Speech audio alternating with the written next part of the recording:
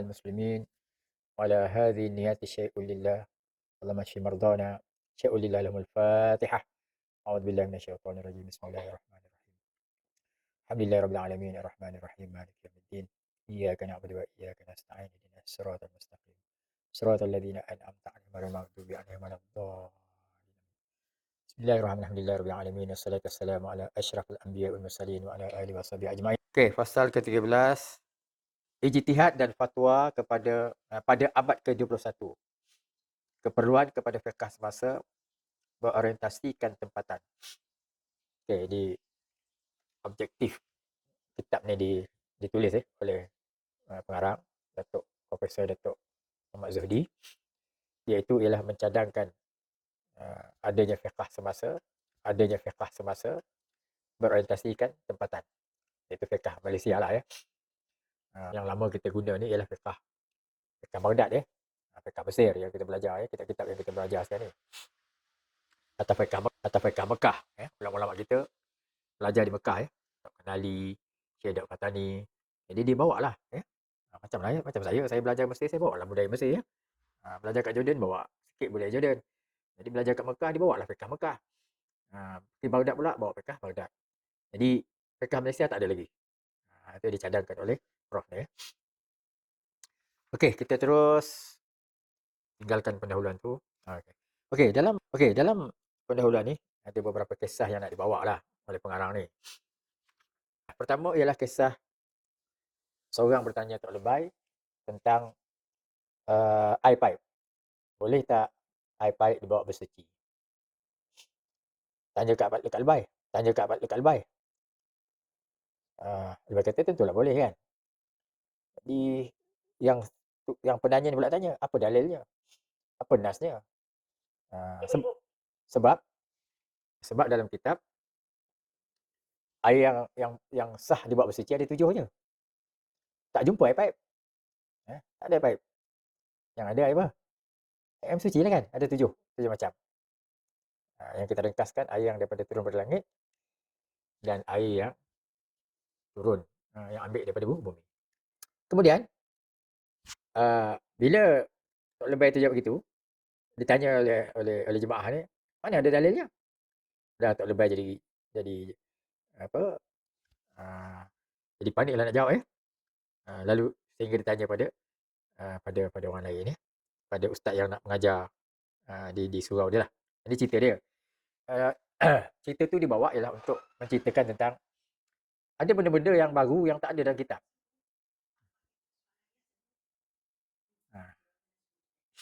Ada kitab.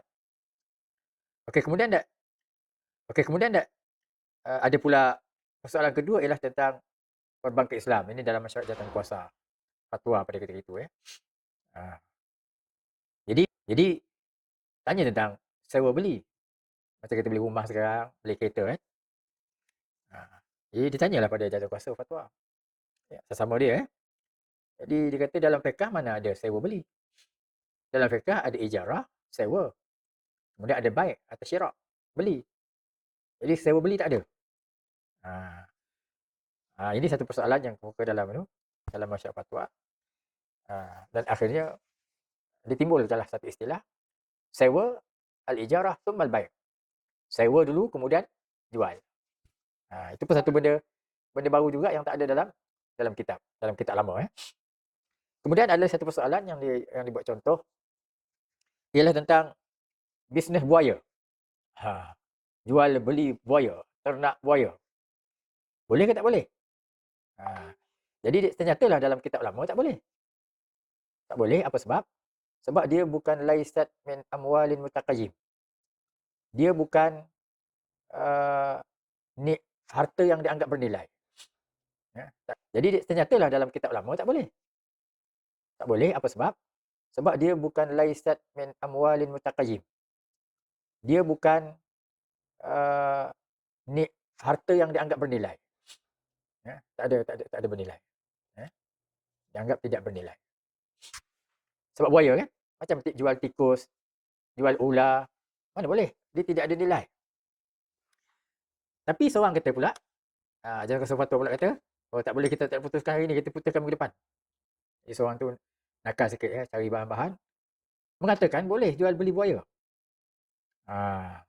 Sebab buaya sekarang bukan kita tangkap apa apa kebetulan dia sesat kita tangkap. Tak. Orang buat bisnes buaya. Bela buaya, ladang buaya. Sebab kulitnya dalam syariat Islam kan semua binatang. Kebetulan dia sesat kita tangkap. Tak. Orang buat bisnes buaya. Bela buaya, ladang buaya. Sebab kulitnya dalam syariat Islam kan semua binatang selain anjing dan babi boleh dia punya apa? Boleh digunakan. Disamak itu kita belajar apa? Setu. Boleh di situ dan daging ni boleh buat kulit. Tali pinggang, baju, handbag. Jadi buaya bukan sekadar macam dulu lagi sebagai binatang buah begitu je, tapi boleh diternak dan mahal. Dia punya kulitnya boleh dijual.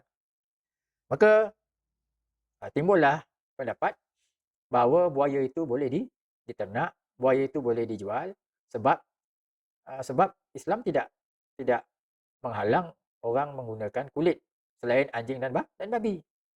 Apa je, biawak pun boleh, ular pun boleh, harimau pun boleh. Dia punya kulit dia dikeringkan, boleh buat sejadah.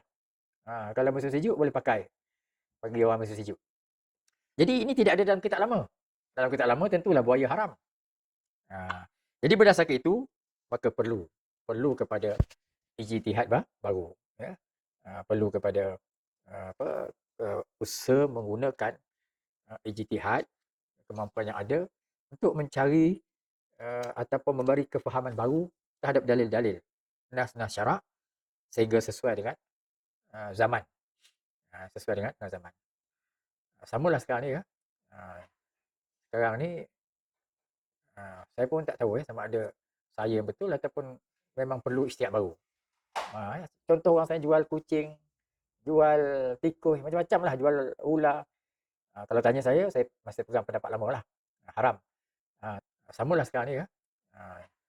Sekarang ni saya pun tak tahu sama ada saya betul ataupun memang perlu ijtihad baru. Contoh orang saya jual kucing, jual tikus, macam-macam lah, jual ular. Kalau tanya saya masih pegang pendapat lama lah. Haram. Tapi kalau nak halalkan, carilah apa kaedah dia halal. Macam tadi kita kulit buaya kan. Sebab kita boleh jual kulit dia. Kalau ular macam mana tak? Apa reason, alasan untuk kita nak membolehkan jual ular. Jual tikus, hamster. Banyak lagi. Hamster kemudian macam-macam lah binatang yang orang kita takut tengok tapi dia letak kat bahu dia, peluk dia. Binatang macam tu macam sesumpah yang besar tu, apa nama dia tu macam binatang kan. Jadi apa contoh-contoh yang diberikan oleh pengarang tadi itu ialah nak membuktikan perlu ijtihad. Sebab zaman dah berubah. Orang kucing sampai beribu-ribu sekarang ni. Beli pada luar negara, siap dengan pasport sekali. Ada klinik lagi ya. Kena apa istilahnya? Macam kita ada tadika ya, hantar tadika. Dia pun ada hantar juga ya. Apa namanya? Saya tak ingat istilah dia. Hotel. Ada hotel ya? Kucing ni pun kalau tuan dia nak keluar stesen dia boleh tinggalkan. Kucing dia 3 hari ke ya. Macam-macam ya. Jadi adakah kucing sekarang ni dah boleh dijual beli? Sebab harganya bukan sikit, ribu-ribu. Itu belum lagi kita tengok kucing bentuk anjing, kucing bentuk macam-macam. Halal ke tak halal? Kena ijtihad tu ya. Kalau dah kucing tu kucing tapi tak berbulu, badannya macam-macam anjing. Kalau bertanya saya anjing lah tu. Tapi adakah ijtihad? Adakah reason yang baru untuk membolehkan jual beli kucing? Kemudian kucing tu pula macam-macam bentuk dia. Kadang-kadang bermuncung dia macam babi, kucing tapi ada muncung. Jadi perlu ijtihad ya. Adakah dia memang dia campuran benih yang tidak berkaitan dengan babi? Ataupun memang dia ada berkaitan dengan babi. Kalau berkaitan dengan babi dengan anjing, clear lah haram. Tapi macam mana pula kalau dia dah bergenerasi ya. Generasi dulu kita tak kenal. Tapi generasi keempat dia rupanya dah rupa anjing. Perlu juga ijtihad ya. Untuk kalau kita nak membolehkan jual beli kucing dan sebagainya. Okey, kita daruriyat. Tak boleh kata daruriyat ya. Apa kena mengenai daruriyat? Daruriyat tu benda yang masalah pun tak boleh juga. Apa masalah dia? Apa masalah dia? Masalah dia, Ustaz. Apa masalah dia? masalah dia yang saya nampak lah. Sama sekali kucing juga kalau tak diurus dengan betul dari segi apa ni biar dia kehidupan dia akan mencetuskan berbagai penyakit dalam masyarakat. Kan? Jadi kucing apa dipanggil sebagai stray cats atau kucing liar ni kalau tak diurus dengan betul menyebabkan apa ni kata menyebabkan penyakit lah. Mengawal kehidupan kucing ni dengan apa dengan meletakkan mereka dalam apa ni kehidupan yang masalah. Apa masalah dia? Ada masalah dia, Ustaz. Apa masalah dia? Masalah dia yang saya nampak lah. Sama sekali kucing juga kalau tak diurus dengan betul dari segi apa ni biar dia kehidupan dia akan mencetuskan berbagai penyakit dalam masyarakat. Kan? Jadi kucing apa dipanggil sebagai stray cats atau kucing liar ni kalau tak diurus dengan betul menyebabkan apa ni kata menyebabkan penyakit lah. Mengawal kehidupan kucing ni dengan apa dengan meletakkan mereka dalam ini kehidupan yang lebih terurus terutama oleh kerajaan tempatan dan membenarkan supaya mereka ni diberikan kepada orang-orang yang berkelayakan untuk apa ni memeliharanya. Jadi untuk itu mungkin ada setengah daripada apa ni mereka ni sanggup memelihara kucing ni dengan bayaran tertentu supaya kehidupan mereka lebih kawal lagi. Jadi atas alasan itu mungkin apa ni transaksi ataupun tasarruf ni dengan kucing-kucing ni boleh digunakan dalam jual belinya lah. Mungkinlah itu anggapan saya lah. Lebih kepada masalahnya lah.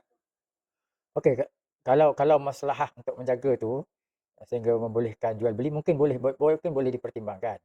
Tapi saya ingat tadi masalah apa? Masalah jual kucing yang berpancing tu ya. Bagi saya tak ada masalah dia ya. Kan? Tapi hari ini dalam YouTube saya nampaklah satu video tu iaitu di mana lembu tuan punya tu dia benarkan dan menyusukan badan dia. Kan? Jadi itu nampaknya mungkin berlaku pada Islam. Nampak latar belakang itu. Tapi kalaulah itu berlaku dalam masyarakat Islam, ada Ustaz fatwa terbaru mengenai bagaimana susu apa ni yang diberikan kepada binatang-binatang ya. Apakah satu perkara yang dilarang ataupun perkara itu ya ada dia punya apa kata dia punya hukum tertentu yang tak menggunakan supaya susu ibu diberikan bukan kepada manusia tapi kepada haiwan. Okey, pada pandangan yang lamhah syariah ini, pandangan yang cepat ini, saya nampak dia haram lah. Sebab ibu nak menyusukan manusia pun kena ada peraturan dia. Banyak peraturannya. Selain keizinan suami, kemudian kena catatkan siapa yang disusukan tu supaya tidak berlaku nanti perkahwinan anak susu. Hukum tertentu yang tak menggunakan supaya susu ibu diberikan bukan kepada manusia tapi kepada haiwan. Okey, pada pandangan yang lamhah syariah ini, pandangan yang cepat ini, saya nampak dia haram lah. Sebab ibu nak menyusukan manusia pun kena ada peraturan dia. Banyak peraturannya. Selain keizinan suami, kemudian kena catatkan siapa yang disusukan tu supaya tidak berlaku nanti perkahwinan anak susu. Jadi susu tu ada kesan. Kalau sama manusia ada kesan, maka takut nanti ada kesan juga pada si lembu. Ya? Nanti lembu tu nanti anak susu pula kepada yang menyusukan. Dan apa pula kaitannya? Adik-beradik susu pula nanti ya. Dia punya abangnya bek ataupun lembu. Jadi banyak kesannya ya. Jadi melihatkan Islam menentukan ada peraturan tertentu dalam susu tu, maka tak sewajarnya atau sewenang-wenangnya boleh kita berikan kepada yang lain daripada manusia. Sebab untuk manusia pun ada peraturannya, maka sudah tentulah tidak boleh diberikan susu manusia kepada tak sewajarnya atau sewenang-wenangnya boleh kita berikan kepada yang lain daripada manusia. Sebab untuk manusia pun ada peraturannya, maka sudah tentulah tidak boleh diberikan susu manusia kepada binatang. Hari ni saya tengok juga dari YouTube. Ini lagi teruk orang kita Melayu. Umur berapa tahun? 60 70 saya lupa. Dia rogolnya kambing mati. Ini lagi mengaibkan. Dah tua. Saya tak 60 tahun ke umur dia. 60 tahun. 60 tahun. Saya pun heran juga ya, kambing tak boleh tendang orang 60 tahun ya. Kalah dia sampai mati dia. Ini satu satu satu benda juga ya. Dia tak mustahil benda zaman sekarang ni ya. Dulu tak ada terfikir manusia boleh boleh berjimat dengan binatang ya. Sekarang ni dah ada ya. Ini tak, ini kesan apa tak tahu lah ya. Mungkin dalam mata isteri ke apa ya. Keluar liur dia tengok kambing keluar liur ya. Jadi vaksin. Apa kesan vaksin ni? Jadi Overdose Ustaz. betul ya? Mungkin ya? Dia overdose Ustaz. Oh betul saya betul. Lebih pada 0.5 ml tu. Jadilah tak tahu apa akan berlaku ya, akan datang. Jadi sebab itu memang perlu pada fatwa-fatwa terkini, fatwa-fatwa terkini. Jadi artinya kalau dulu apa sambang mahram tak boleh kena jaga ya, tak boleh bersendiri-sendirian ya. Dengan adik perempuan dengan abang ya. Terutama di rumah yang sempit. Ini bahaya ni dalam PKP ni kan. Rumah sempit, bilik ada 2 je. Ini bilik untuk suami isteri ni, anak lelaki anak perempuan dah berterabur depan TV ya. Ya. Tengok pula filem yang pelik-pelik. Jadi tak ada dah. Jadi kalau sekarang ni kena ada peraturan untuk manusia. Mungkin akan kena fatwa pula, kena ada peraturan pula nak boleh lembu akan datang. Tak boleh berdua-dua je ya. kena ada peraturan pula ya. Tak boleh lembu kambing, tak boleh berdua-dua dengan kambing dengan lembu ya. Nanti macam-macam boleh berlaku. Okey. Perubahan zaman dan keadaan. Muka surat 197 Satu 197. Ya, 197 lah. Kita tengok sikit, kita ambil sebentar lalu. Saya patah balik Okey. Okey, kita ambil tu dalam perubahan zaman dan keadaan 197. Ibnu Qayyim Al-Jauziyah dalam kitab beliau I'lamul Muwaqi'in pernah membangkitkan soal perbezaan zaman dan keadaan ini. Jadi dalam kitab ni yang biasa kalau kita di Jordan kita belajar ni lah ya. Fiqh Hanafi kitab I'lamul Muwaqi'in. Macam kitab usul fiqh lah bagi mazhab Hanafi. Kita tengok sikit, kita ambil sebentar lalu. Saya patah balik Okey. Okey, kita ambil tu dalam perubahan zaman dan keadaan 197. Ibnu Qayyim Al-Jauziyah dalam kitab beliau I'lamul Muwaqi'in pernah membangkitkan soal perbezaan zaman dan keadaan ini. Jadi dalam kitab ni yang biasa kalau kita di Jordan kita belajar ni lah ya. Fiqh Hanafi kitab I'lamul Muwaqi'in. Macam kitab usul fiqh lah bagi mazhab Hanafi. Jadi dia ceritakan tentang perlunya tentang adanya perkembangan perbezaan. Dia ceritakan tentang perlunya tentang adanya perkembangan perbezaan zaman dan keadaan yang sudah tentulah memberi kesan kepada hukum fiqh ya. Okey, sebelah 198 ada benda perkara yang berkaitan dengan masa dan tempat ya. Contohnya mengabaikan hukum potong tangan kerana mencuri di kalangan tentera yang sedang berperang. Zaman Umar ada orang mencuri, tapi dia mencuri dalam suasana perang. Maka Umar tidak melaksanakan hukum potong tangan. Sehingga ada orang kata Umar tidak melaksanakan hudud. Ini ialah kerana berkaitan dengan zaman ya, dengan zaman dan masa. Samalah hari ni. Kalau hari ni ada orang mencuri, yang dicuri pun makanan, tak bolehlah potong tangan. Sebab orang memang tak ada kerja sekarang ni, pendamik sekarang ni kan. Samalah hari ni. Kalau hari ni ada orang mencuri, yang dicuri pun makanan, tak bolehlah potong tangan. Sebab orang memang tak ada kerja sekarang ni, pendamik sekarang ni kan.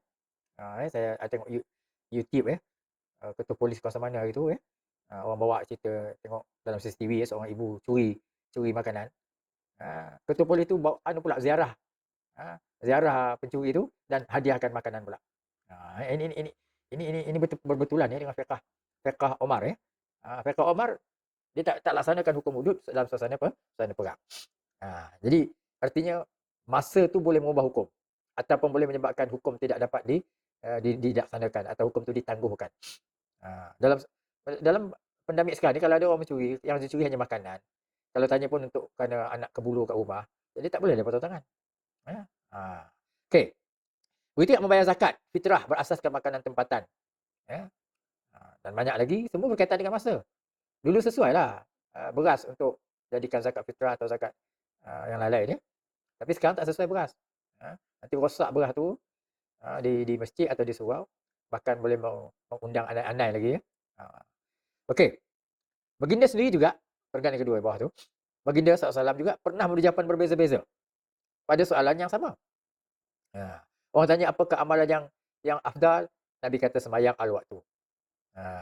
Kemudian tanya lagi, maka Nabi jawab berbuat baik pada ibu bapa. Ada ketika lain, buat baik pada ibu. Buat baik pada ibu. Tanya kedua, baik pada ibu. Ajak beri tiga, baru baik pada ibu bapa. Baik pada bapa. Jadi artinya, ada ketikanya ditanya Rasul, apakah dia satu perkataan, satu amalan yang aku amalkan, aku tak payah tambah lagi, aku masuk syurga. Nabi kata, qul amantu billah sumastaqim. Katakan aku beriman Allah dan istiqamahlah. Jadi adakah itu maksudnya? Maksud Islam hanya la ilallah, istiqamah. Yang lain tak perlu kira. Jadi artinya,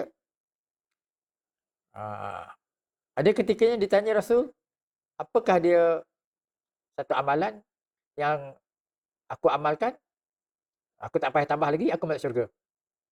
Nabi kata, qul amantu billah sumastaqim. Katakan aku beriman Allah dan istiqamahlah. Jadi adakah itu maksudnya? Maksud Islam hanya la ilallah, istiqamah. Yang lain tak perlu kira. Tak, bukan itu. Nabi mengajar begitu berdasarkan orang tu. Orang tu kalau kasih banyak-banyak pun dia tak ingat. Jadi bagi satu cukup dapat diamalkannya. Satu ketika Nabi ajar rukun Islam. Nak masuk syurga, amal 5 perkara ni. Satu ketika la ilaha illallah je masuk syurga. Tapi tak boleh kita saya pegang satu je Ustaz. Nabi dah kata la ilaha illallah masuk syurga. Yang lain-lain tak ada pun. Tak pun sebut. Kita kena ikut syariat, kena ikut ni. Tak sebut pun. Sebut la ilaha illallah masuk syurga. Bukan itu maksudnya. Nabi menjawab berdasarkan orang tu. Dan berdasarkan masa. Lawa datang belakang tu Haji Syahri. Kat mana ni? Bangun nama kembar mana ni? Syahri. Okey. Kemudian, muka surat 199.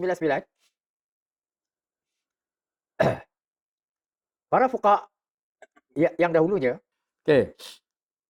Kemudian, muka surat 199. Para fuqaha yang dahulunya berada di Madinah.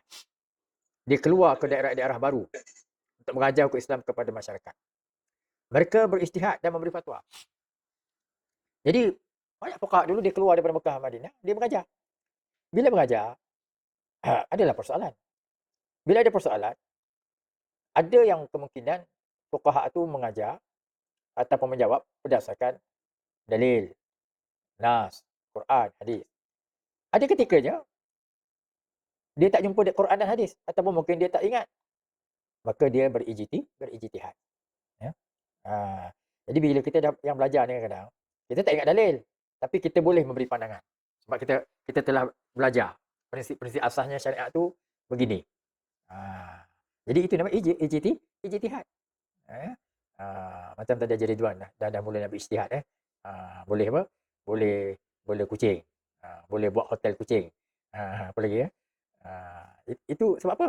Sebab kita dah belajar bahawa fiqh tu ialah daf'ul mafasid wa jalbul masalih.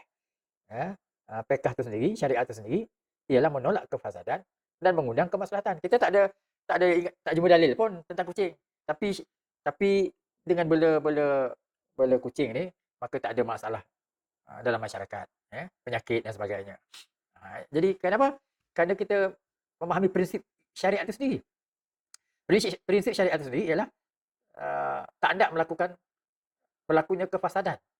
Kalau kucing tak dibela, merata-rata dia berak sana, berak sini, merosakkan masyarakat. Jadi itu ijtihad. Itu lebih pada ijtihad. Dalil tak ingat. Quran tak ingat, hadis tak ingat. Tapi daripada kucing tu dibiarkan je, baik kita bela dia. Jadi tak ada masalah. Kalau tidak nanti dia tak ada tuan, dia berak depan rumah orang sana, orang sini. Jadi kotor, datang penyakit dan sebagainya. Okey. Itu namanya ada ketikanya memerlukan ijtihad. Bila ijtihad berkait pula dengan kawasan, tempat, daerah. Perenggan bawah tu, bawah sekali. Setiap daerah berkenaan mempunyai corak dan budaya hidup tersendiri yang boleh mempengaruhi dan membentuk kelainan daripada hasil pemikiran fiqh masing-masing. Jadi bila dihantar ke Yaman, maka budaya Yaman lain. Yaman lebih, saya tak tahu yang terkini, tapi saya pergi beberapa tahun dulu. Dah 10 tahun ni. Dia macam ketinggalan sikit lah Yaman ni. Kereta tu kalau naik kereta tu, Ah, 6 orang tu biasalah. Depan 3, 7 orang lah biasanya. 3 depan 4 belakang, biasa je. Di Yaman ni. Ah, dan dia nampak apa? Sangat tradisional lah ya. Masih kalau muslimat dia semua berpakaian serba hitam. Tutup muka ya. Jarang perempuan Yaman yang buka muka. Jadi kan lain tu, budayanya lain. Budaya kita dah lain. Dah maju sikitlah, maju ya. Jadi tempat lain mungkin lebih maju lagi. Jadi ini akan mempengaruhi fatwa. Okey, sebelum bertolak ke Yaman, Muaz ditanya oleh Rasulullah SAW tentang kaedahnya dalam menentukan hukum bagi memainkan peranan sebagai governor di sana. Jadi Nabi hantar sahabat-sahabat ke negara-negara yang dibuka ya. Bila Islam masuk, negara tu di bawah takluk Islam, maka Rasulullah hantarlah para sahabat untuk menjadi guru kat sana. Serentak menjadi governor, serentak jadi guru. Tentang Muaz, Nabi kata, kalau kau ada masalah, ada kes, kau nak hukum macam mana? Dengan Quran. Kalau tak ada Quran, dengan sunnah. Kalau tak ada sunnah, ajtahidu bi ra'yi. Aku berijtihad dengan ra'yu. Jadi kan lain tu, budayanya lain. Budaya kita dah lain. Dah maju sikitlah, maju ya. Jadi tempat lain mungkin lebih maju lagi. Jadi ini akan mempengaruhi fatwa. Okey, sebelum bertolak ke Yaman, Muaz ditanya oleh Rasulullah SAW tentang kaedahnya dalam menentukan hukum bagi memainkan peranan sebagai governor di sana. Jadi Nabi hantar sahabat-sahabat ke negara-negara yang dibuka ya. Bila Islam masuk, negara tu di bawah takluk Islam, maka Rasulullah hantarlah para sahabat untuk menjadi guru kat sana. Serentak menjadi governor, serentak jadi guru. Tentang Muaz, Nabi kata, kalau kau ada masalah, ada kes, kau nak hukum macam mana? Dengan Quran. Kalau tak ada Quran, dengan sunnah. Kalau tak ada sunnah, ajtahidu bi ra'yi. Aku berijtihad dengan ra'yu aku, pandangan aku, kata Muaz bin Jabal. Maka Nabi puji, alhamdulillah, Allah telah bagi melapangkan, beri hidayat kepada utusan Rasulullah sallallahu alaihi wasallam. Okey, di bawah, peringkat bawah, metod yang sama juga digunakan oleh para sahabat yang pergi ke Syria, Iraq, Mesir dan sebagainya. Bila Islam tersebar ke sana. Bila Islam tersebar sana, utusan Rasulullah sallallahu alaihi wasallam. Okey, di bawah, peringkat bawah, metod yang sama juga digunakan oleh para sahabat yang pergi ke Syria, Iraq, Mesir dan sebagainya. Bila Islam tersebar ke sana. Bila Islam tersebar sana, guna Quran, guna hadis, kalau tak ada, ijtihad. Dulu pun bukan ada, tak ada handphone ya. Kalau ada handphone, jadi senanglah pada sahabat ya. Ada masalah, call Rasulullah. Ya Rasulullah, ini ada masalah ni. Tak ada, handphone tak ada. Jadi, takkan nak patah balik pula daripada Yaman tu. Beribu batu tu pergi ke Mekah. Ataupun daripada mana? Daripada India. Masa Islam sampai India, pada China. Jadi, jawab lah. Jawab. Orang ada masalah, takkan nak tunggu pula. Buat paper dulu sebulan, 2 bulan baru dapat jawapan. Orang perlukan jawapan dengan segera. Jadi kena guna ijtihad lah. Birra'yi. Okey, persamaan metod ini sepatutnya hasil ijtihad dan fatwa mereka semua sama saja. Jadi kalau ikut metod ni, tentulah sama. Kan? Sebab mereka nak didik Rasulullah SAW. Walaupun realitinya berlaku perbezaan. Muaz lain jawapannya. Abdullah Ibn Mas'ud lain jawapannya. Mujahid lain jawapannya. Musayyab lain pula jawapannya, contoh ya. Jadi perbezaan pendapat di kalangan mereka begitu ketara sekali. Sedangkan sumber mereka sama. Anak murid Rasulullah SAW. Tapi bila mereka berijtihad, ternyata berbeza. Apa sebab perbezaan itu? Kita dah bicara dulu kan. Beza itu kadang-kadang dari segi memahami nas. Kadang berkaitan dengan realiti tempat itu. Okey. Ilmu. Kita belajar ilmu. Tempat tu main keperanan juga. Macam kita pergi ke rumah panjang ya, dari Sabah ke Sarawak. Pertama, anjing berkeliaran. Masuklah depan rumah saya ni. Kalau nak kata haram, habislah saya ya. Tak boleh masuk rumah lah saya ya.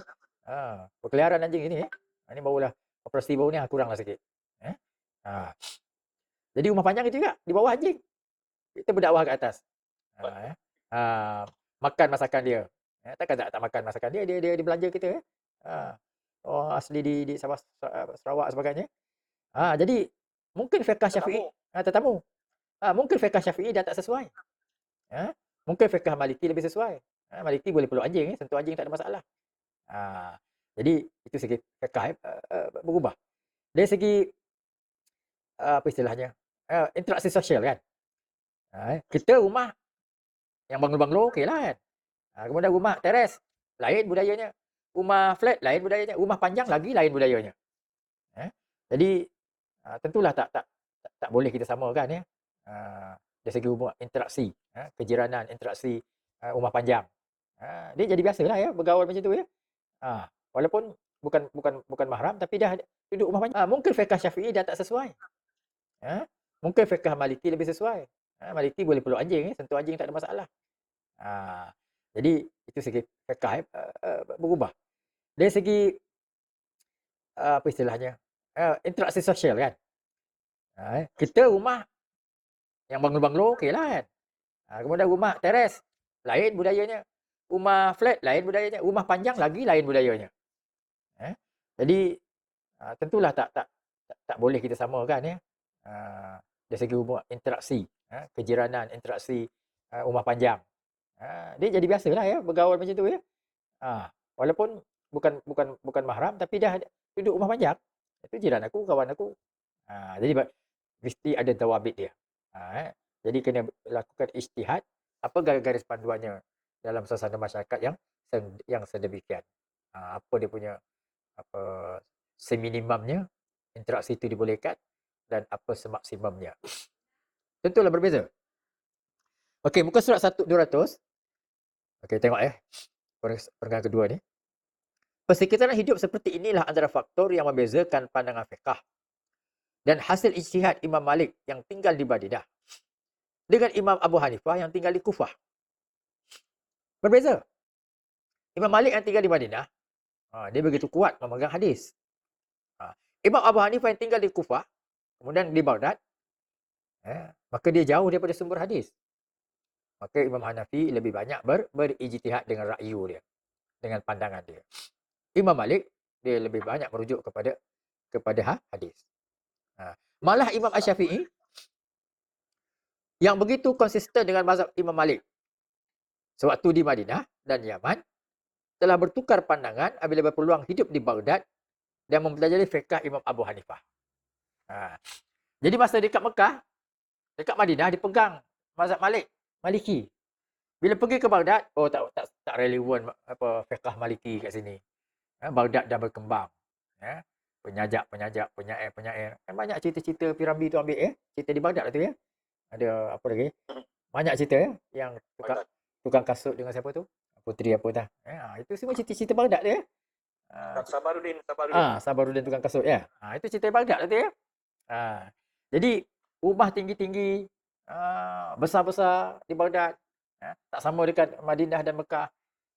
Jadi Madinah dan Mekah lebih tradisional. Sedangkan di Baghdad, di Kufah, dah jadi mewah ya. Boleh kita katakan macam Shah Alam ya. Shah Alam pula dibanding dengan KL lagi maju ya. Lagi berkembang ya. Lagi sempit kehidupan ya. Sesak ya. Dia tak sama tu. Jadi Imam Syafi'i yang berbazhab Maliki yang berguru dengan Malik mula pegang mazhab Maliki, akhirnya pergi ke Baghdad, dia terpengaruh pula dengan mazhab Hanafi. Okey. Jadi dia bertukar pandangan bila berpeluang hidup di Baghdad mempelajari fiqh Imam Abu Hanifah. Di Baghdad inilah beliau, Imam Syafi'i, memasyhurkan aliran pemikirannya yang baru yang kemudian dikenali sebagai mazhab Asy-Syafi'i. Jadi artinya Syafi'i ini berguru dengan Malik, berguru dengan Abu Hanifah, dan akhirnya dia kata ikut Malik sepenuh pun tak jadi, ikut Hanafi sepenuh pun tak jadi. Maka dia buat mazhab sendiri, iaitu mazhab Asy-Syafi'iyah, mazhab Asy-Syafi'i. Sebab dia ada ijtihadnya tersendiri ya. Jadi dan dia dah sampai maqam ya untuk dia mengasaskan mazhabnya tersendiri. Okey. Perhatikan bawah. Versi baru ya. Muhammad Ibn Al-Hasan siapa tak? Muhammad bin Al-Hasan dia juga bermazhab Hanafi. Dia ada dua ya, Muhammad. Yang kedua Yusuf ya. Abu Yusuf ya. Itu juga anak murid kepada Abu Hanifah. Okey. Versi baru bagi kitab beliau Al-Hujjah yang ditulis di Baghdad sebelum itu telah dikeluarkan. Jadi sewaktu di Baghdad, okey, dia buat kitab. Ini namanya Qaul Jadid. Jadi sebelum tu dia belajar di apa di Mesir, maka qaulnya namanya qaul mengajar di Mesir di Qaul Qadim. Bila sampai ke Kufah ni, Baghdad, maka dibuat buku baru ataupun namanya Al-Hujjah. Okey. Jadi Al-Hujjah tu versi lama. Kemudian bila sampai di Baghdad dibuat versi baru yang dinamakan Al-Um. Al-Um tu ialah barulah. Jadi sekarang ni kita banyak pegang Al-Um sebab dia itu yang versi baru. Jadi bila berbeza dengan pandangan lama, Qaul Qadim dia, jadi berbeza Imam Syafi'i itu ada dua pendapat. Di Baghdad lain dan di Mesir lah lain. Okey. Jadi di Baghdad Qaul Qadim, di Mesir Qaul Jadid pendapat baru. Jadi kalau dalam satu mazhab sendiri pun ada beberapa pandangan atau berbeza pandangan, apatah lagi kalau ada 4 mazhab. Tentulah Maliki berbeza Hanafi berbeza Syafi'i berbeza Hambali. Sebab dalam Syafi'i sendiri pun ada berbeza. Dalam Hanafi pun ada Abu Yusuf, ada Muhammad. Okey. Kemudian muka surat 201. Mazhab Syafi'i sendiri ada dua aliran. Aliran Baghdad dipimpin oleh Asy-Syirazi. Dan aliran Khurasan yang dipimpin oleh An-Nawawi. An-Nawawi Syafi'i juga. Asy-Syirazi Syafi'i juga. Tapi berbeza. Okey, tajuk keilmuan semasa. Perenggan yang ketiga. Sebagaimana maklum, Al-Quran dan As-Sunnah tertulis dalam bahasa Arab. Tanpa penguasaan bahasa ini, fiqh tidak dapat berlaku. Oleh kerana itu, bahasa Arab diterima sebagai sebahagian daripada pengajaran fiqh. Okay? Jadi artinya, nak faham Quran dan hadis, mesti tahu bahasa Arab. Oleh kerana itu, ulama' mementingkan pengajian bahasa Arab. Kalau nak jadi faqih, kena tahu bahasa Arab. Okey. Itu bahasa Arab. Muka surat 202. Selain bahasa Arab ialah ilmu alam dan ilmu bintang dianggap sebahagian daripada fiqh. Sebab kalau tak tahu tentang alam dan tak tahu juga tentang ilmu bintang, macam mana dia nak tahu tentang hari, tentang bulan, tentang tahun, nak menetapkan bulan Ramadan, bulan Zulhijjah. Jadi kena ada ilmu ni. Kalau masalah pelayaran macam mana, kiblat macam mana, kena tahu ilmu alam. Selain ilmu alam juga kena belajar sastra Arab. Peringkat bawah. Sastra Arab diterima sebagai satu subjek dalam fiqh. Sebab kalau kita tak tahu sastra, jadi kita tak faham dia punya latar belakang bahasa itu sendiri. Jadi dalam bahasa Arab ada kinayah, ada tashbih, ada isti'arah. Macam bahasa Melayu juga. Bila datang orang ke rumah, dia kata kami hajat nak petik bunga. Jadi kita pun tak faham latar belakang bahasa Melayu, kita ambillah bunga. Ambillah bunga tu, banyak bunga tu. Petiklah, ambil petik. Kau nak berapa banyak? Petik. Jadi begitu juga dalam bahasa Arab. Jadi kalau kita tak tahu dia punya latar belakang bahasa tu, maka kita akan kita faham kod lain lah. Sebab itu kita tak boleh, kalau orang tahu lah yadullah fawqa aydihim, tangan Allah di atas tangan mereka itu sebagai kuasa, itu menunjukkan dia tak faham bahasa Arab. Sebab bahasa Arab tu biasa menggunakan ayat. Nahnu nunabbir bi aydina. Nahnu sanuharibu al-yahud bi aydina. Kami akan lawan Yahudi dengan tangan kami. Bukan tangan. Manalah lawan tangan? Matilah. Itu dengan kemampuan kami, dengan kudrat kami. Jadi kena tahu latar belakang bahasa tu. Sampai kita tak nak takwil, susahlah. Wa yabqa wajhu rabbika dzul jalal. Yang kekal wajah Tuhan. Kita tak nak takwil, memang Tuhan ada wajah. Susahlah. Itu kena faham bahasa Arab tu berdasarkan budaya dia. Sebab itu kena belajar sastra. Kalau orang Arab kata, al-qamar tamshi fit tariq. Bulan berjalan di jalan. Kita pun kata ulama-ulama dulu gila ke apa? Ada ke kata bulan berjalan dekat jalan? Sebenarnya ulama tu bukan cerita bulan, cerita perempuan cantik lawa berjalan dekat jalan raya. Tu kata al-qamar tamshi fit tariq. Sebab orang Arab bulan tu anggap bulan purnama tu anggap perempuan yang cantik. Kena belajar sastra dia. Itu. Jadi dalam Quran kita juga kena belajar sastra dia, nak faham Quran, nak faham hadis kena faham sastra dia. Sebab ada hadis, ada Quran yang hanya dapat dipaham kalau kita memahami sastra dia, adabnya yang berada dalam Quran. Okey, kemudian muka surat 203. Dalam bahasa sekarang, di bawah fiqh terdapat berbagai-bagai pengkhususan yang selaras dengan perkembangan ilmu semasa. Okey, jadi sekarang ni tak cukup fiqh begitu je, kena belajar semua. Kalau kita nak fatwa tentang bab permakanan, kena belajar permakanan. Kalau kita nak berfatwa tentang sains, kena belajar tentang sains. Kalau kita nak berfatwa tentang COVID, kena belajar tentang virus, tentang kuman, tentang COVID itu sendiri. Kalau tidak nanti kita ikut kepala kita je. Saya tengok dalam YouTube kan, ada seorang tu, dia dah habis dah jumlah yang ini mungkin akan datang dia tambah lagi jumlah ya. Agak-agak longgar sikit. Tapi yang dalam YouTube tu, kalau surau masjid dah tutup pintu, dia pun hujah lagi. Apa hukumnya kami nak sembahyang ni? Siapa nak tanggung dosa kami ni? Bersalah ya. Bersalahlah apa jatuh kuasa masjid tu kan. Dia terikat dengan SOP. Dah cukup. Katakanlah 40 orang. Tak boleh masuk lagi. Dia nak masuk juga. Jadi siapa nak tanggung dosa? Kalau dengar cerita tu, cakap tu, oh pandai orang ni ya. Warak orang ni. Tapi kalau saya dengar jahil orang ni. Itu di situlah. Sejauh mana kamu taat pada ulil amri? Dan apa hukumnya kamu durhaka pada ulil amri? Jadi itu menunjukkan dia tak ada fiqh ataupun ilmunya tidak semasa lah ilmu dia. Kalau dia semasa ilmu dia, dah tahu dah COVID ni begini-begini sifat dia. Sebab itulah datangnya SOP. Bukan suka-suka mufti-mufti, bukan suka-suka raja-raja. Kan? Tapi dipersoalkan pula. Kemudian kata pula, siapa nak tanggung dosa? Kemudian kata pula, memang kamu ni memang apa jenis tak suka solat. Kami nak solat, janganlah kacau. Kamu tak nak solat tak apalah, tapi kami nak solat.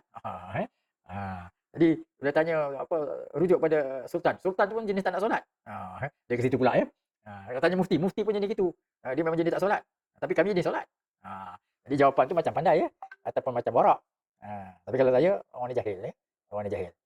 Jadi fiqh tu kena tahu semua. Bila ijtihad kena tengok semua. Tak bolehlah ikut warak kita je ya.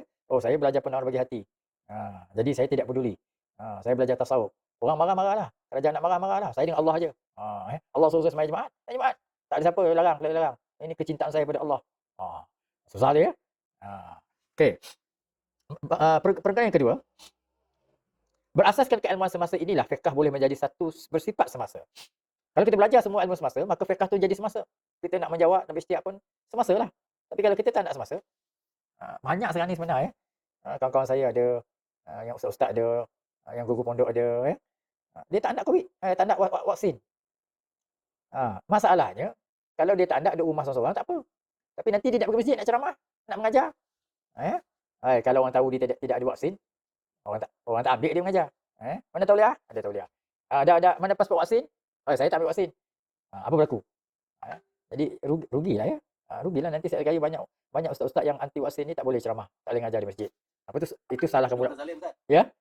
Salah pula oleh abri pula. Nanti dikata pula Jabatan Agama menyekat dia berdakwah pula. Padahal dia tidak menepati apa keperluan masyarakat sekarang ni, keperluan kesihatan. Dia tak nak vaksin, lepas tu besok dia bila nak pergi ceramah surah tanya. Oh tak boleh Ustaz, kami takut. Ustaz keluar. Keluar pula viral pula nanti ya. Jawatan kuasa masjid menghalau pendakwah. Jadi macam-macam masalah nanti.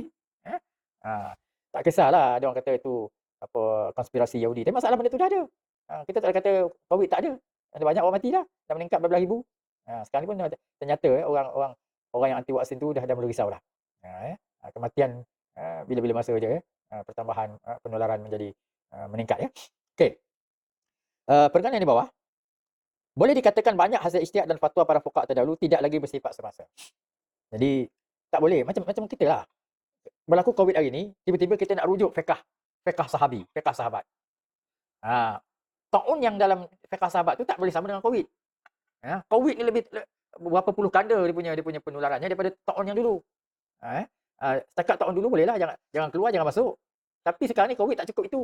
Banyak tak boleh penjarakan, tak boleh ramai-ramai. Ini datang apa jenis lain pula Delta apa namanya? Varian Delta Delta kan yang daripada India. Jadi yang dulu bolehlah satu meter je dia mati ya. Dia terbang lepas tu jatuh ke bumi. Ini dia tak turun lagi. Selagi dia boleh ditiup angin dia boleh kembang lagi ya. Dia tak ada penjarakan lagi dah.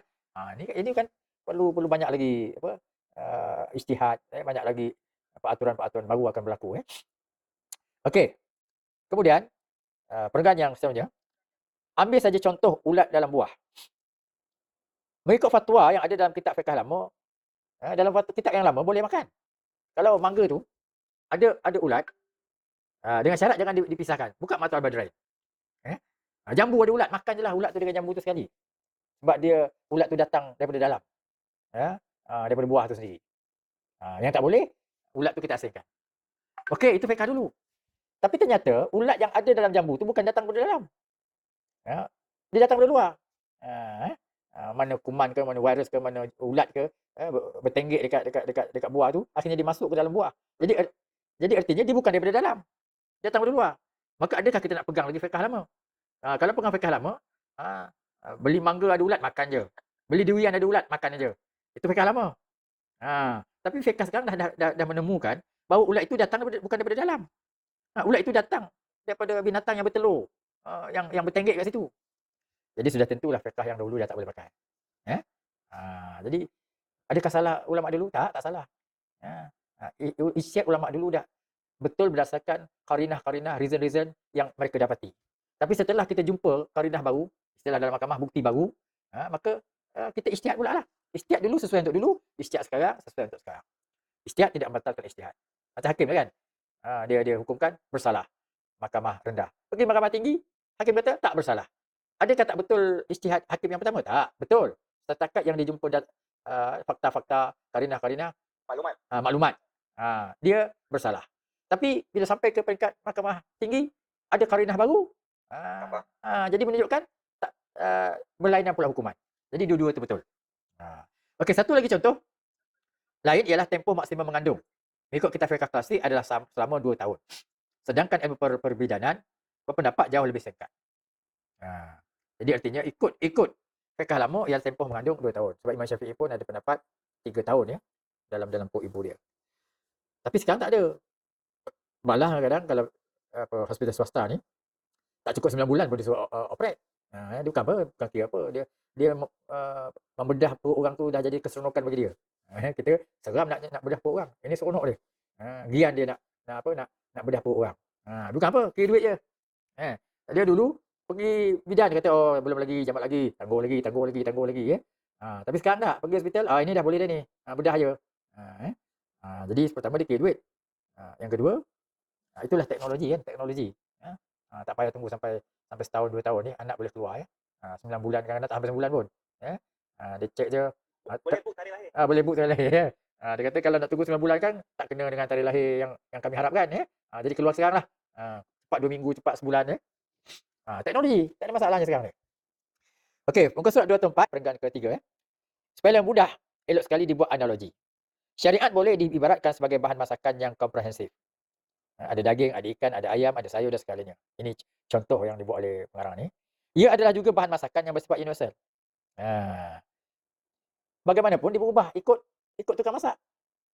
Orang Melayu bahan sama tapi dia jadi lain. Syekh Amar jadi lain pula ya. Orang Arab lain pula. Orang Musa, orang Pakistan lain pula. Jadi begitulah fiqh. Benda sama tapi lain. Lain berubah, berbeza berdasarkan budaya. Maka begitulah Malaysia memerlukan fiqh Malaysia yang lebih sesuai dengan situasi, dengan uruf, dengan budaya Malaysia. Ini keadaan di Malaysia ya. Ambil sebelah muka surat 206. Okey, sejarah Undang-Undang Melaka sendiri, perenggan kedua bawah sekali ya. Cerita bab undang-undang. Sejarah Undang-Undang Melaka sendiri, fiqh Islam membawa kemajuan yang besar kepada perkembangannya. Jadi undang-undang ya, undang-undang istilah sekarang ni undang-undang hudud ya, undang-undang pentadbiran ya. Jadi kalau ikut sejarah Melaka sendiri pun kita dah mencapai ketinggian ya. Batu bersurat di Terengganu, apalagi di Melaka, menunjukkan kita dah undang-undang Islam kita ni dah tersendiri ya. Kita dah sampai ada undang-undang tersendiri ya. Contoh kita tengok cerita apalah, cerita Piramli ya. Semerah Padi apa lagi ya. Menunjukkan dah ada undang-undang sebat ya dilaksanakan. Undang-undang rejam. Ada dilaksanakan dalam fiqh Malaysia atau fiqh Nusantara kita ya. Boleh dikatakan hampir semua kitab fiqh yang ditulis oleh para ulama Nusantara pada waktu itu lebih merupakan adaptasi kepada fiqh-fiqh dalam mazhab Asy-Syafi'i yang dibawa datang daripada Timur Tengah. Jadi kalau kita rujuk kitab fiqh kita banyak dipengaruhi oleh Timur Tengah. Ya, sebab saya kata tadi ya, banyak ulama-ulama kita belajar di Timur Tengah. Kalau tidak Mekah di Madinah ataupun di negara-negara lain ya. Sama juga sekarang. Sampai sekarang pun kita masih lagi berpegang kepada ulama Timur Tengah ya. Banyak habib-habib datang ke sini ya. Habib Omar, Habib Zainal Abidin, Habib ya. Satu perkara baiklah ya, kita ada hubungan dengan keturunan Rasulullah. Dari sudut yang lain kita ada negatifnya. Negatifnya ialah kita terlalu terikat dengan ulama-ulama Yaman. Jadi kita tak nak berijtihad. Banyak Proses. banyak kita belajar di Tarim, di Hadramaut. Jadi kita tak nak apa melahirkan fiqh Malaysia. Kita tetap lagi macam fiqh Yamani. Masih lagi Yamani. fiqh Yamani lah. Budaya pun dah bertukar kan. Oleh kerana Habib ni pakai apa selendang, kita pun ada selendang. Jadi tak ada budaya sendiri. Masih kita terikat lagi. Okey. Corak kehidupan melangkah maju sedikit demi sedikit. Sementara pemikiran fiqh seperti yang terdapat dalam kitab klasik yang dibawa daripada Timur Tengah itu tetap juga tidak berubah. Kita dah berkembang tapi fiqh kita tetap fiqh Timur Tengah. Kalau tak fiqh Mesir, fiqh Madinah, fiqh Yaman. Kita dah berkembang tapi fiqh kita masih lagi di tahap itu. Masyarakat mula merasakan kekurangan pada pemikiran fiqh berkenaan, terutama dalam hal yang lebih bersifat tempatan. Jadi bila benda yang bersifat tempatan, rasanya kita tak boleh berpegang lagi kepada fiqh Timur Tengah. Dah tak sesuai. Berasaskan pada rasa berkenaan, sedikit sebanyak pembaharuan telah cuba dilakukan sesuai dengan keperluan yang ada. Jadi kata Profesor Maksudi dah mula ada perubahan sedikit demi sedikit. Dah ada ulama-ulama yang dah berani mengeluarkan pendapat, orang kata berfikir di luar kotak. Tidak terikat dah. Dia duduk kat luar. Lalu melihat ijtihad-ijtihad yang ada ni dan melahirkan ijtihad-ijtihad yang baru. Antara contoh pembaharuan yang pernah tercetus dalam sastra fiqh tempatan ialah fatwa oleh Daud Fatani sendiri tentang harta sepencarian. Ini pandangan dia. Daud Fatani sendiri pun dah mula membuat pandangan sendiri. Itu berapa tahun dulu Daud Fatani. Kita cuma gilap je. Sekarang ada sebab melihat budaya kita, terutama kalau Kelantan kan, antara suami dan isteri banyak lagi isteri bekerja. Jadi artinya kalau kita mengukur keadaan Kelantan, mungkin harta sepencarian tu terbalik. 2 nisbah 1. Mungkin perempuan 2, lelaki 1. Itu pandangan saya lah ya. Marah pula orang Kelantan kan. Sebab kita lihat dekat pasar-pasar, pasar Dijah semua, semua perempuan. Kemudian tengok pula suami dia melepak cerita politik berjam-jam duduk saja je. Yang perempuan duduk dari pagi sampai ke petang, berniaga sampai ke malam. Yang suami melepak je. Jadi kalau Daud Fatani dulu meletakkan harta sepencarian bagi 2. Sekarang ni kalau kita lihat negeri kita tentu mungkin perempuan 2, 2/3, yang lelaki 1/3 je. Kalau mahkamah sekarang ni hakimlah menentukan. Kalau tengok pelibatan isteri. Kalau isteri memang sepenuh masa membangunkan perniagaan suami dia, mungkin dia lebih bukan setengah lagi, mungkin lebih setengah dia boleh dapat. Itu namanya harta sepencarian. Walaupun tak ada dalam fiqh. Tak ada dalam nas. Quran tak ada, hadis tak ada. Tapi Daud Fatani telah mula berijtihad. Berapa tahun berapa tu Daud Fatani? Sudah tentulah sekarang ni pun mesti ada ijtihad baru. Jadi kalau Daud Fatani dulu pun dah boleh ijtihad. Sedangkan tahun berapa tu jauh tu. Sekarang dah tahun 2000 dah, abad ke-21. Tentulah banyak benda lain lagi yang patut kita teroka. Tapi kita nampak tak banyak benda yang kita teroka. Daud Fatani yang dulu pun telah meneroka tentang harta sepencarian ni. Jadi kita kena lihat. Banyak perkara contohnya. Mungkin Datuk Bakar dulu terlibat juga tentang orang asli kan, orang asli.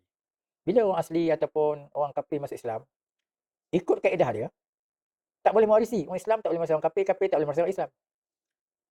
Jadi, oleh kerana dia masuk Islam, bapak dia banyak harta, maka dalam fiqh kita, kau tak boleh dapat harta bapak kau. Ada bapak dia dapat tanah, orang asli banyak-banyak. Kaya tau orang asli ni. Ambil tanah dekat ni. Ni apa nama dulu Bukit Kuning apa? Kan? Dia dapat 3 rumah macam saya ni, rumah sebuah, rumah flat, rumah teres, rumah flat. Kan kaya dia tu. Siapa nak tanah, kahwin dengan orang asli. Dapat tanah. Lepas tu dia teroka kat Serendah, dapat tanah lagi. Teroka dekat Pahang, dapat tanah lagi. Kita teroka kena halau, teroka pagi kena halau. Jadi nak kahwin, nak kaya, kahwin dengan orang asli. Tiba-tiba dia masuk Islam. Bila masuk Islam, bapak dia mati. Ada harta, tanah banyak. Kau tak boleh dah, kau dah Islam, tak boleh mewarisi bapak kau. Rugi tak rugi kita? Jadi tentu kita rugi. Jadi itu perlu kepada fiqh, perlu ijtihad. Macam mana ijtihad? Dah memang dalil jelas. Orang Islam tak boleh mewarisi orang kafir tak boleh mewarisi Islam. Adakah pulang lagi untuk ijtihad? Sekarang ni macam-macam. Fiqhul maqasidi. Apa maksud ayat Tuhan ni kata macam ni? Maksudnya ialah, apa maksud dia? Kalau kita kata maksudnya ialah supaya kekayaan orang Islam jangan terlepas kepada orang kafir, okey, kita pegang.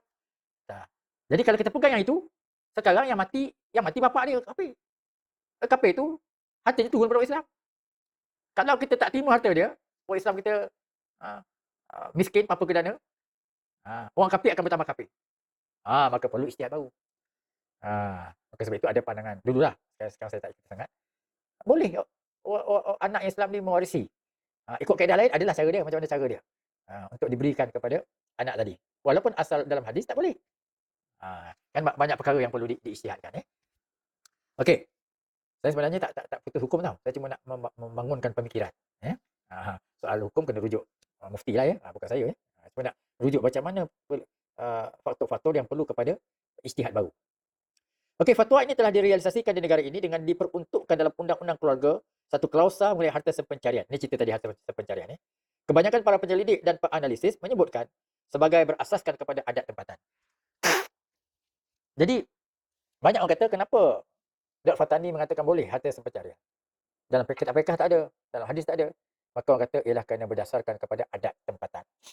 Adat setempat tu, kekayaan satu rumah tu bukan suami seorang buat kerja. Kan macam kita lah kan. Zahirnya kita kerja, tapi banyak di belakang kita isteri kita yang menyumbang, yang membantu kita. Kalau tak bantu bisnes kita, tapi dibantu jaga anak, bantu bayar bil-bil telefon, bil-bil semua ya. Jadi wajar wanita juga. Sebab itu tadi istilahnya bila tanya perempuan tu, oh saya tak ada kerja, duduk rumah je. Tak ada, dia kerja. Kerja bantu suami dia banyak. Maka sebab itu layak dia mendapat harta sepencarian. Apatah lagi kalau perempuan tu anak orang kaya, anak datuk ke, anak tan sri ke, jadi suaminya bisnes. Bila bisnes, orang terima bisnes dia kerana pak mentuanya Datuk Bakar contohnya. Pak mentuanya Tan Sri. Jadi senanglah marketing tu senang. Jadi berhak dapat harta sepencarian walaupun dia tak kerja, tapi sebab guna nama dia. Anak Tan Sri, anak datuk dan sebagainya. Ini istilah yang membolehkan harta sepencarian ya. Ini ijtihad. Ijtihad baru yang tak ada dalam nas. Okey, muka surat 208.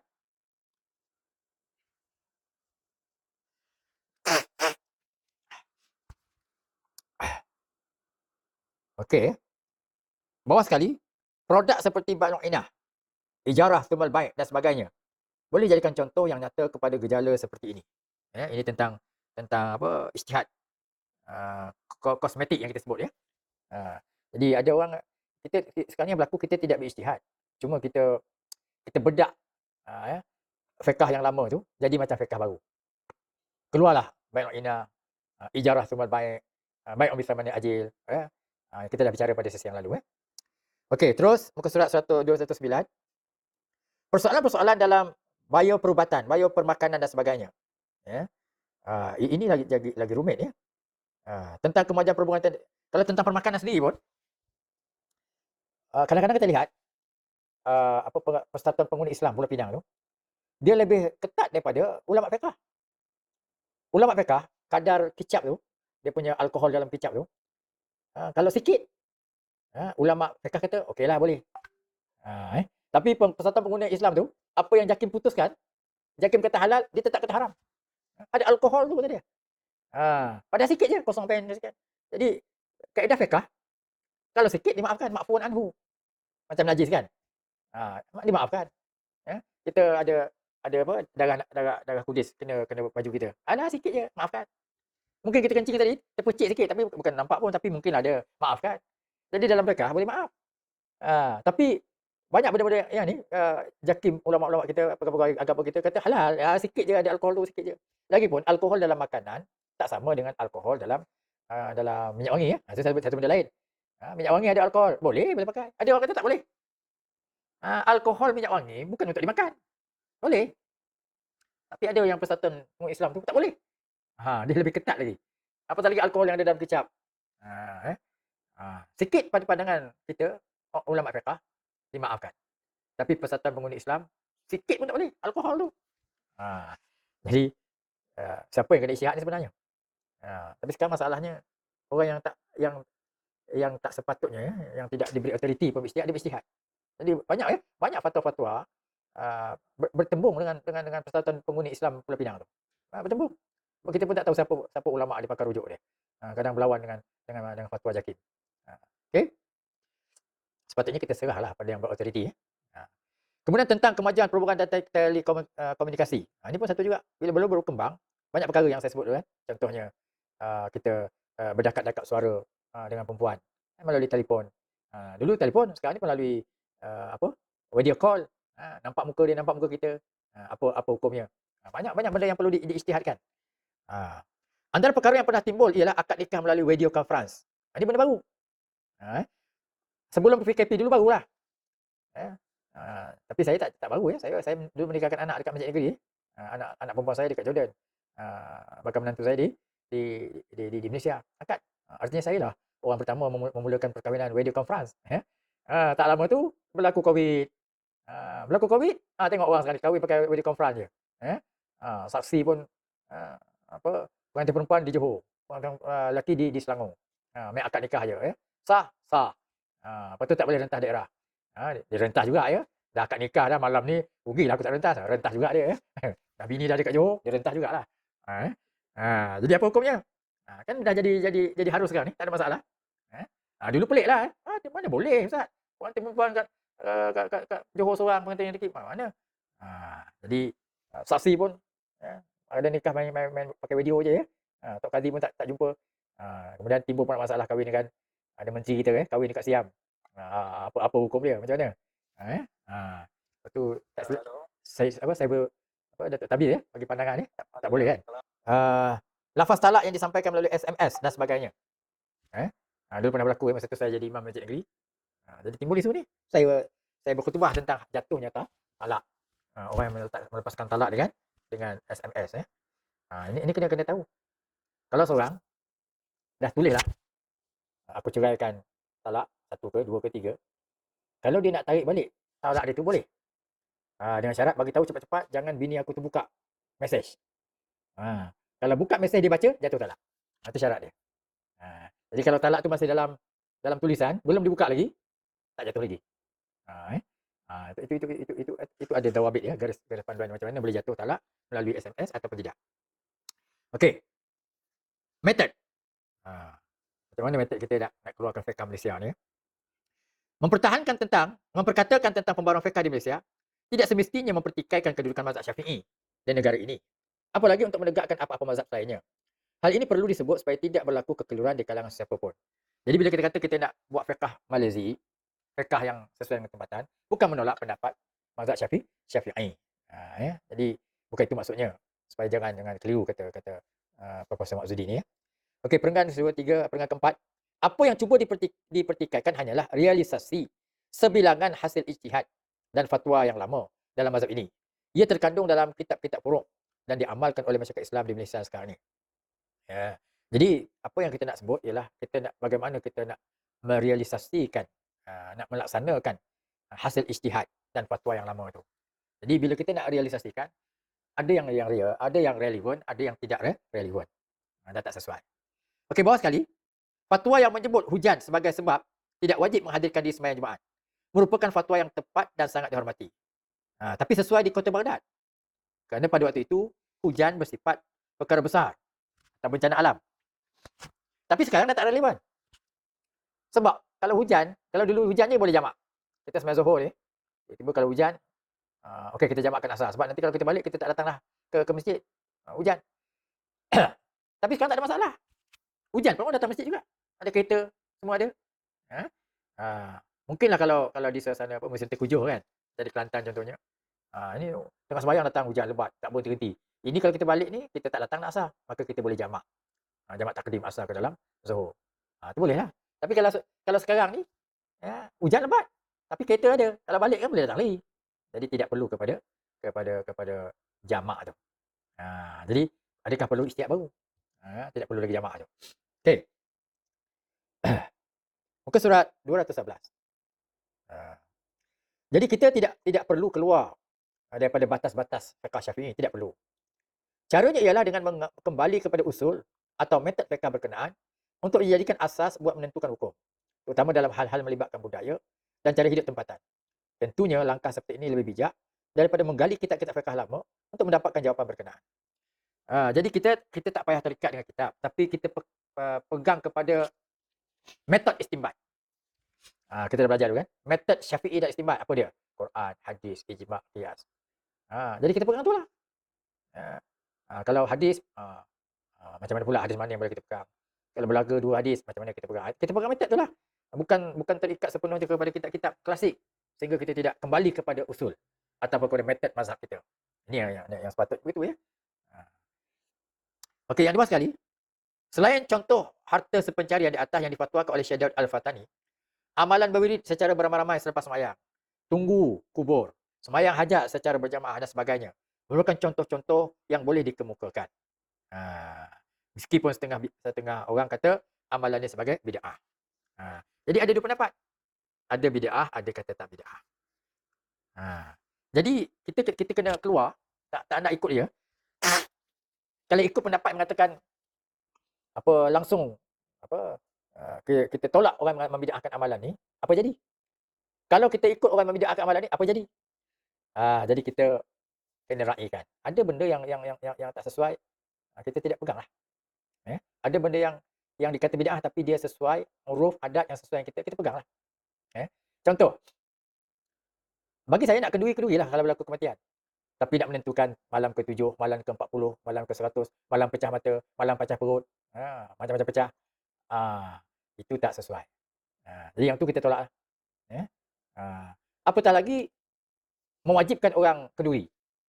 Kan? Dia kematian bapak suruh kenduri malam ni, malam besok. 3 hari tau. Jangan lupa buat kenduri. Dia sedih. Bapak dia baru mati. Nak pula maknya tak ada kerja. Kena buat kenduri 3 hari. Nak cari duit kat mana? Jadi 3 hari tu nak buat tak ada masalah. Tapi janganlah susahkan orang tu. Kalau dia nak buat, dia ada duit lain, buat. Tapi kalau dia tak nak buat, kita tolong buatkan. Jadi tak apa 3 hari betul-betul, tak apa. Tapi surau buatkan, masjid buatkan. Itu betul lah ya. Tapi kalau kita paksa, sampai kita tanya, tak kenduri ke? Malam kau tak kenduri, hari ni pun tak kenduri juga. Itu yang sebenarnya yang boleh jadi bid'ah yang memberatkan tu. Tapi kalau datuk-datuk nak buat kenduri, orang banyak duit ni, datang je lah, makan je lah ya. Tak ada masalahnya. Kan? Dia nak sedekah. Okey. Jadi ada benda yang kita kekal kerana uruf tu sesuai dan ada benda yang tak sesuai kita kata tak sesuai lah. Tak sesuai lah. Okey. Macam nak baca Quran atas kubur. Nak baca lah. Engkau sanggup tunggulah. Kau sanggup nak upah orang baca 30 juzuk Quran, bayarlah, kata kau lah. Tapi nak kita wajibkan secara umum, tak boleh lah. Ada orang mampu nak bayar, ada tak mampu kan. Okey. Muka surat 2012. Ada benda-benda yang sebenarnya tidak perlu kita buat. Contoh sembahyang tahajud berjamaah. Tahajud seorang-seorang. Sembahyang hajat berjamaah. Kalau hajat tu seorang-seorang lah. Kalau hajat tu umum, Palestin contohnya. Boleh lah. Tapi kenapa kita buat juga tahajud berjamaah, tasbih berjamaah? Kalau tujuan untuk mendidik, antara tujuannya ialah untuk mendidik masyarakat. Itu tak apa lah. Macam kita wirid, kenapa kita kuat? Sebab ada yang tak hafal wirid tu. Jadi kita baca kuat-kuat. Jadi bolehlah orang tu ikut. Tapi kalau dah orang tu jari-jari kan, tak payahlah kau kuat. Kan? Kita nak didik anak kita sembahyang tasbih. Bukan senang. Kalau seorang-seorang dia tak buatnya. Kita pun seorang-seorang kita tak buat. Tasbih tu, lama tu. Jadi kita malam ni kita sembahyang. Tahajud masing-masing. Tasbih kita buat ramai-ramai. Hajat oleh kerana hajat ni, hajat COVID, kita buat ramai-ramai. Boleh? Untuk tarbiyah. Untuk didik. Seorang-seorang tak kuat, kita nak bangkit untuk tasbih. Tapi tahajud tu dah lama dah kita didik. 2 rakaat tu buatlah sendiri. Macam itulah ya. Jadi boleh, ada benda yang boleh. Okey, kemudian dalam penutup, pendekatan setempat belum banyak diperkatakan. Pekah kita ni pekah Timur Tengah. Okey, peringkat ketiga bawah. Cuma yang akan berbangkit ialah masalah pendekatan setempat bagi negara atau masyarakat Islam di Timur Tengah, di luar Timur Tengah. Kerana fiqh klasik bukan berlatar belakang ke masyarakat mereka. Jadi cuma kita tak gali lagi ya. Apakah dia fiqh setempat yang perlu kita zahirkan. Bawah tu, peringkat ke bawah tu, perlu ada satu alam fiqh berpendekatan Nusantara yang mengambil kira segala persekitaran hidup yang ada di sini. Kita kena ada ya. Sebab itu di akhir buku nanti ya, ulama perlu juga belajar tentang budaya. Belajar tentang budaya ya. Okey, dah banyak dah benda ni, huruf ni dah banyak. Kemudian okey, muka surat 213, baca sikit ya. Huruf Nusantara lah yang perlu diketengahkan. Bukannya huruf tanah Arab seperti mana yang terdapat dalam kitab-kitab fiqh klasik. Jadi huruf kita kena kedepankan. Kemudian dalam hujung perenggan kedua ni, dalam menentukan elat ini, persekitaran hidup tempatan sentiasa memainkan peranan yang besar dalam menjamin bahawa kias berkenaan benar-benar tepat. Jadi bila dalam kias, kita perlu elat. Kita dah bicara pada sesi lalu ya. Bila kita bicara elat, elat itu mestilah berdasarkan persekitaran. Ya. Contoh kan, sehingga sekarang kita tak tahu contohnya apa sebenarnya hukum yang tepat bagi makan budu. Makan apa lagi yang Melaka tu? Apa? Cancaluk. Kemudian jenis dia. Sebab saya ada orang kata ada budu ni memang bercampur ulat, bercampur macam-macam. Ada dia pun ada peringkat-peringkat dia ya. Ada yang diperam begitu je ulat datang dari dalam, mungkin kita pegang tu. Tapi kalau ikut pandangan fiqh tadi, pandangan sains, mana ada ulat datang dari dalam? Ulat datang dari luar. Jadi kena istiad balik tu. Tak payahlah kita cerita benda-benda besar, benda yang sering kita. Masalah budu, masalah ikan perap, ikan apa lagi ya. Jemur dekat panas, ya, kadang-kadang anjing ada, semua ada. Kalau dekat Perak tu kan, sotong macam-macam lah, jemur je. Ketam ke sotong ke apa. Jadi kita kena istiad lah tu kalau bab permakanan. Boleh ke begitu? Di mana tempat jemur dia? Kemudian apa kalau nira, apa hukum nira? Kalau gula Melaka tu macam mana dia punya tahap dia? Boleh jadi nira tu macam mana? Yang jadi tuak tu macam mana? Mesti adalah sepatutnya dawabit yang dilahirkan melalui ijtihad tempatan, ijtihad kita lah dalam bab permakanan. Okey, kemudian fasal yang ke-14. Okey, ke arah pembentukan fiqh Malaysia. Pendahuluan kita tinggalkan. Konsep fiqh. Dalam perenggan kedua bawah, para ulama usul fiqh, iaitu mereka yang lebih menumpukan kepada aspek metodologi hukum, menghuraikan sebagai memahami hukum-hukum amali syarak berdasarkan dalil-dalil terperinci. Okey, kalau makna hukum, ini dia, faham hukum amali syarak berdasarkan dalil. Ini makna fiqh kena ada faham. Muka surat 2018, ulama furuk mengertikan fiqh sebagai memahami hukum-hukum itu sendiri. Usul fiqh faham berdasarkan dalil. Ulama furuk pula kata faham hukum itu. Itulah fiqh. Perenggan kedua bawah, ulama usul ialah seorang sarjana ilmu hukum atau faqih, semestinya seorang penyelidik yang sangat berwibawa atau biasa diistilahkan sebagai mujtahid. Ni ulama usul. Dia mesti boleh berijtihad. Sementara ulama furuk pula, seorang itu sudah boleh dianggap sebagai sarjana ilmu hukum kalau sudah mahir tentang hukum-hukum yang sudah diijtihadkan atau ditentukan. Sama ada ijtihad atau penentuan itu dilakukan oleh beliau sendiri atau sekadar mempelajarinya daripada ijtihad orang lain. Jadi pengertian faqih pada ulama usul lebih tinggi dibandingkan pada ulama furuk. Begitu juga istilah sarjana pada ulama usul lain dibandingkan dengan ulama furuk. Jadi yang banyak kat Malaysia kita ini ialah ulama furuk. Dia tak mampu berijtihad, tapi dia tahu, tanya hukum, oh dalam kitab Mata' al-Badrin, dalam kitab Burhaitullah, dalam kitab bagian-bagian, dalam Iqna' ada ni. Tapi dia tak boleh ijtihad. Dia tahu dalam kitab aja. Okey. Muka surat 215. Bawah sekali.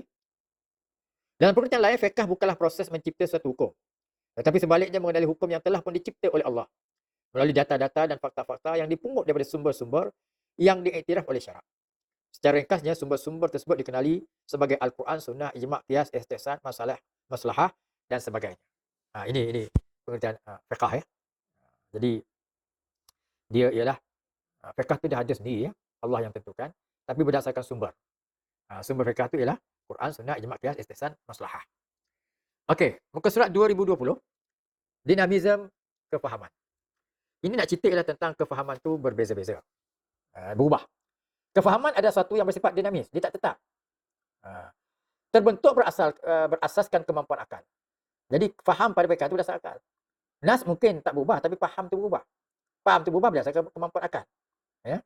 Banyak bergantung kepada persekitaran. Ini dah kita sebut banyak kali. Dipengaruhi oleh pengalaman seseorang. Seorang mujtahid tu, oleh kerana pengajarnya, pengalamannya dalam fiqh banyak, maka berbeza dengan orang yang pengalamannya kurang. Antaranya darjah kecerdikan mereka sendiri secara genetik. Memang dia cerdik. Bila cerdik, dia mampu untuk berfatwa, mampu untuk berijtihad. Pengalaman dia, termasuk keilmuannya, ilmunya tinggi. Dan nilai intelektual yang dimiliki mereka. Begitu juga persekitaran yang melingkupi. Dia memang nilai intelektualnya tinggi. Kemudian persekitarannya juga ya. Dia banyak berkomunikasi, bergaul dengan orang yang cerdik, dengan ulama-ulama. Maka dia lainlah dengan orang yang tidak bergaul dengan ulama-ulama. Okey, muka surat 221, kepelbagaian fiqh para sahabat Rasulullah sallallahu alaihi wasallam. Sahabat pun beza-beza. Sedangkan semua anak murid Rasulullah. Terutama Umar ya, Umar ni banyak fiqh dia yang tersendiri. Zaman Umar lah sembahyang tarawih jadi 20 rakaat. Zaman Umar lah, orang perang dah tak ada gaji. Dah tak ada ambil harta rampasan. Sebab Umar kasih gaji. Menteri-menteri gubernur ada gaji zaman Umar. Zaman Rasulullah tak ada. Hasilnya lahirlah berbagai fiqh yang kadang-kadang berbeza antara satu sama lain. Seperti fiqh Abu Bakar tak sama dengan fiqh Umar.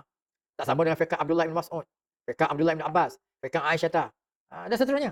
Jadi di kalangan sahabat pun banyak ada di kalangan sahabat ulama fiqh, tapi tak sama antara satu sama lain, berbeza-beza pandangan mereka.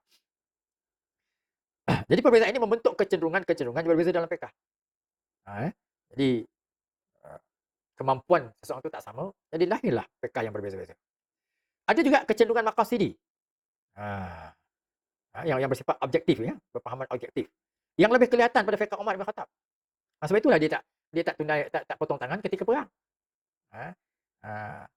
Ada ketikanya Omar tanah ni harta rampasan ditagih pada pejuang-pejuang.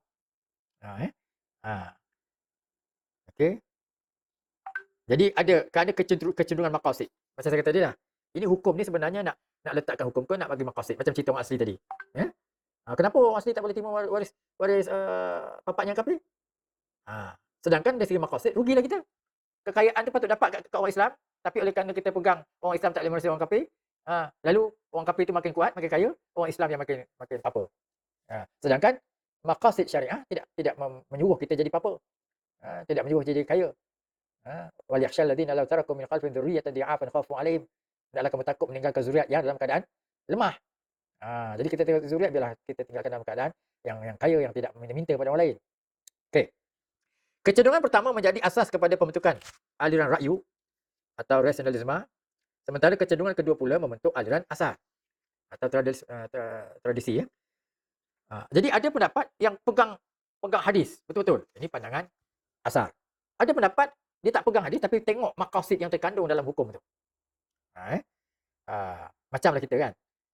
Kalau orang pegang pada dalil, dia kata apa? Mana ada dalil sembahyang jarak-jarak? Dalil suruh rapat-rapat. Kenapa kita membenarkan jarak-jarak? Sebab maqasid dia. Maqasid jarak rapat-rapat tu ialah supaya syaitan jangan masuk. Itu jelas. Okey. Tapi maqasid kita jarak-jarakkan supaya tidak menular. Itu pun jelas juga. Jadi yang masalah syaitan ni mengganggu kita ni satu perkara. Tapi masalah menular ni satu perkara yang lebih besar, melibatkan manusia. Kalau yang kita sembahyang tak khusyuk, kita dengan Allah aja. Sebab syaitan ada kat sebelah kita. Tapi kalau kita sembahyang rapat-rapat dalam keadaan COVID ni, menyebabkan menular kerana kita sama ada kita ada positif ataupun sebelah kanan kita, sebelah kiri kita positif, sebelah kanan kita tak kena, tapi oleh kerana kita menjadi orang tengah, kita tak kena, orang sebelah kena. Itu lagi besar. Jadi yang menyebabkan kita berijtihad kerana kita melihat kepada maqasid. Hukum fiqh tu bukan sekadar hukum tapi kepada maksud dia. Kena tengok maksud dia. Apa maksud sebenar dia? Sama jugalah ya. Kenapa syariat tak benarkan kita talak sampai 1 sampai 2 sampai 3. Sampai talak 3 tak boleh rujuk balik dah. Sebenarnya maksudnya ya, maksud dekat situ ialah jangan kita lafazkan talak. Bukan nak suruh kita bercerai ramai. Sebab itu pengalaman saya dekat kursus fatwa dulu ya. Duduk kat Masjid Husin tu. Kalau Haji Ridwan ni ingat kat Masjid Husin tu dekat belah belakang tu ada tempat ulama-ulama tau. Kami duduk situ dulu. Jadi datanglah orang tanya hukum. Jadi ulama ni saya pun duduklah sebelah ulama ni, syekh ni. Datang orang, saya marah bini saya lafazkan talak, aku talak tu. Salah sana aku talak 3 dia. Engkau marah ke betul? Marah. Dia kata suami tu. Tak jatuh. Kau kena bayar kafarat sumpah aja. Saya pun kata, syekh kami kalau kat Malaysia macam ni jatuh talak ni. Syekh kata kalau kat Mesir ni ikut pendapat kau, tak ada orang yang tak bercerai. Orang Mesir ni Hamas, kuat pemarah. Sikit-sikit talak tu biasa je, talak tu itu biasa je. Jadi kalau baran. Jadi kalau pakai mazhab kau, memang tak ada yang keluarga sendiri yang aman. Semua cerai majang je. Jadi dia memutuskan berdasarkan maqasid. Maksud cerai ni talak ni apa sebenarnya?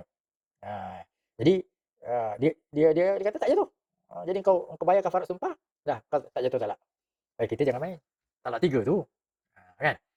Jadi adakah kita juga satu masa nanti kalau dah terlalu banyak berlaku perceraian, kat Selangor ni banyak perceraian ya. Yang kahwin 2-3 bulan cerai, kena 3 hari pun cerai. Yang dia punya apa, maharnya main lagi 9,900,000 9,999 sen. Main hebat lagi. Tapi yang kahwin 3 bulan cerai. Jadi adakah itu maksud daripada perkahwinan? Tengok-tengok ya. Jadi timbullah aliran yang ra'yu ni lebih kepada maksud, fikir kepada maksud perkahwinan. Kalau cerai itu maksudnya apa? Ada satu lagi berdasarkan kepada dalil semata-mata. Dalil kata apa? Tak payah fikir tentang maksud dia. Maksud dia tak perlu fikir. Okey, aliran asar kemudiannya mendominasi Hijaz. Lebih banyak di Hijaz, iaitu Mekah dan Madinah. Sehingga akhirnya lebih dikenali sebagai aliran Hijaz atau fiqh Hijaz. Sementara aliran ra'yu pula mendominasi Iraq. Sehingga kemudian lebih dikenal sebagai fiqh Iraq. Jadi lain ya, fiqh Iraq lain, fiqh ni pun lain. Okey, muka surat 223.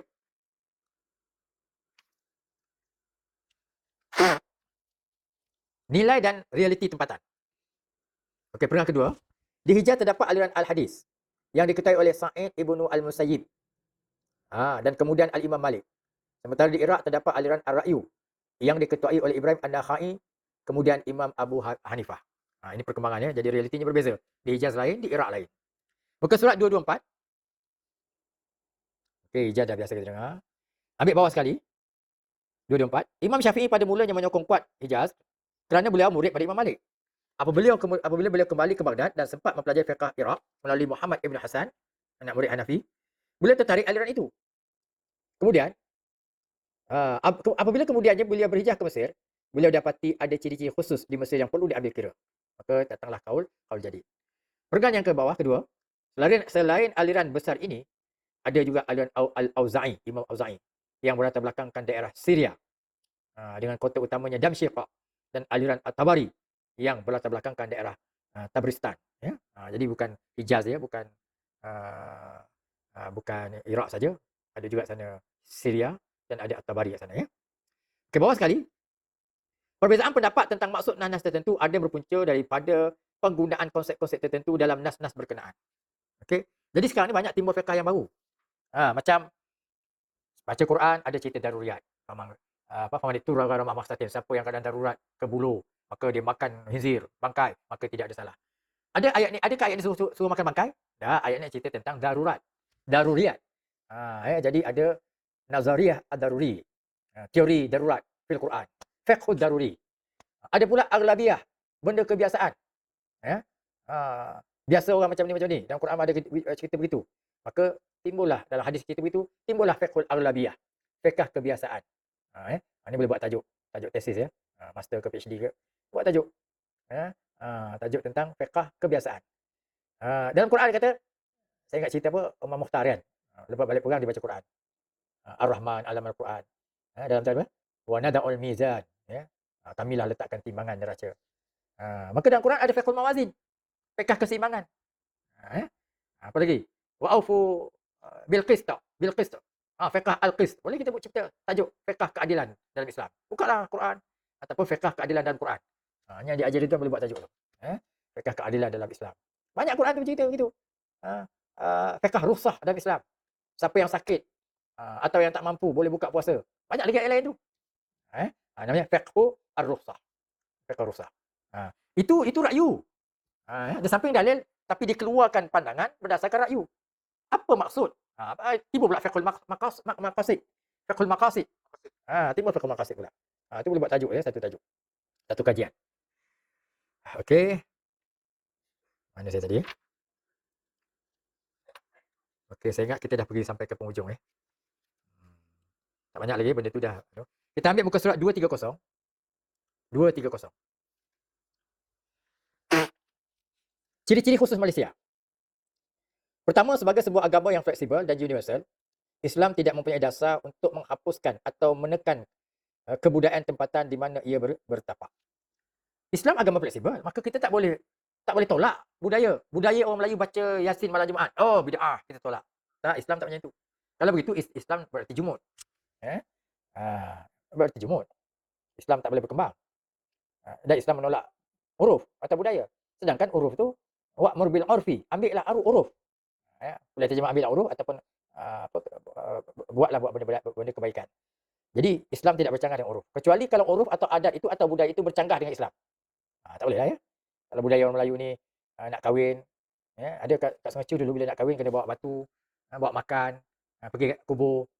Itu memang tak boleh lah. Itu budaya, walaupun tu budaya mereka, kenapa pula anak nak kahwin kita bagi makan roh nenek moyang. Itu memang Ya. kena tolak lah, dah jelas itu syirik. Itu budaya kami, budaya tapi syirik. Tapi kalau budaya itu tak syirik, okey. Okey, tak ada masalah. Okey. Ustaz nak tanya. Ya.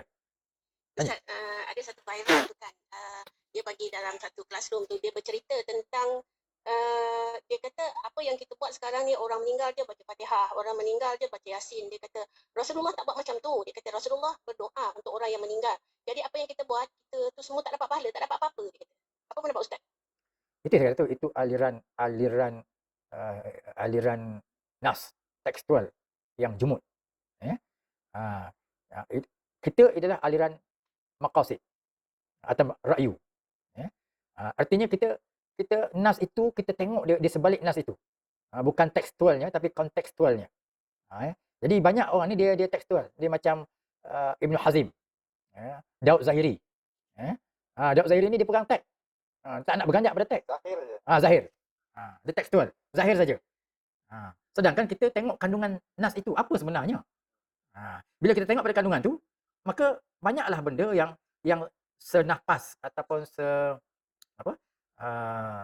sesuai dengan nas itu. Nabi doa, kita baca Fatihah. Apa bezanya?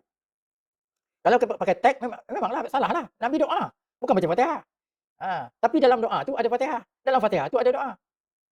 Jadi tidak ada bercanggahan. Jadi kita boleh amalkan. Jadi kau nak pakai teks, pakailah teks. Tetapi ulama dulu pun ada yang kita belajar ni, ada yang tekstual, ada yang kontekstual. Bila kontekstual tu ada ruang ar-ra'yu berperanan kat situ. Kita manusia yang haiwan natik kalau istilah mantik ni. Kita makhluk yang cerdik.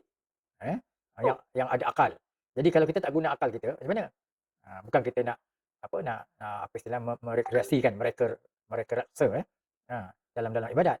Tapi benda itu sesuai dengan ciri Islam itu sendiri. Yang disebut tadi Islam itu dia fleksibel.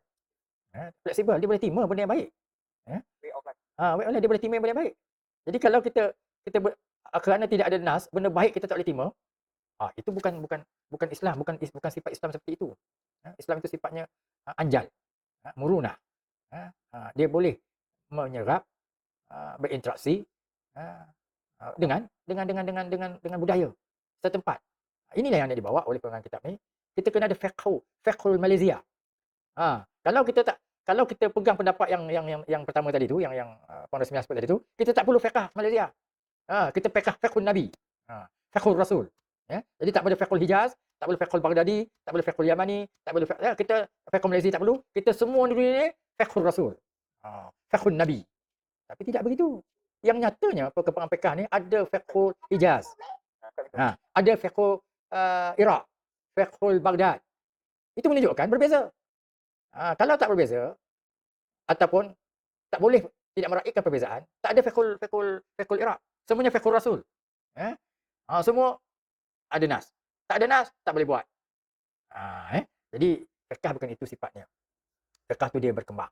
Ada dalil-dalil yang sawabit, yang kekal, dan ada benda-benda yang perlu dikembangkan. Okey, saya ingat itu saja yang nak diterangkan. Perlunya fiqhul Malaysia. Benda fiqhul Malaysia ni pula ada cadangan sini tentang seorang menjadi ulama fiqh, kata pengarang kitab ni, kena belajar juga budaya. Budaya Malaysia lah, bukan budaya Arab, budaya Malaysia. Kena belajar budaya Malaysia. Barulah dia kena buat satu subjek. Budaya Malaysia yang selari dengan Islam dan yang tak selari dengan Islam. Kena buat research. Dan boleh menjadi buku teks di pusat-pusat pengajian Islam. Sekarang ni banyak ulama dia faham fiqh tapi dia tak reti budaya. Tak faham uruf. Tak faham tentang sifat Malaysia itu sendiri. Kan? Jadi kena belajar budaya Malaysia macam mana. Pertama budaya Melayu dengan Melayu. Sekarang budaya Melayu dengan Cina, dengan India, apa budaya. Orang kita bukan duduk kampung saja, duduk kat bandar sekarang ni. Berjiran dengan Cina, dengan India, dengan orang kafir. Jadi kena faham budaya mereka. Bila kita faham budaya mereka, faham budaya kita, faham budaya Malaysia, apa budaya yang kita boleh masuk ke dalam mereka? Apa budaya yang kita tak boleh masuk? Kalau berlaku kematian. Kalau tuan-tuan nak pegang hadis, tak boleh ziarah dia. Sedangkan dia jiran kita. Macam mana tu? Kalau kita nak ziarah, apa yang boleh buat? Bolehkah kita ambil guni letak kepala, nangis macam dia sebab kita ni orang baik? Itu kena belajar. Budaya ni tak boleh. Tapi ziarah boleh. Tapi nak menangis tu tak boleh. Mengatap-atap tak boleh. Itu bukan budaya kita. Itu budaya dia. Budaya Cina, budaya India mengatap tu. Tapi kita tak boleh masuk. Tapi salah tak kita melahirkan simpati? Orang tengah nazak, boleh tak kita ziarah? Itu sebenarnya dituntut ziarah. Bisik kat telinga dia, Allah. Kalau dia kata Allah tu, kita tahu di Islam. Walaupun kita tak boleh selamatkan badan dia daripada dibakar, tapi kita tengok mulutnya bergerak, Allah.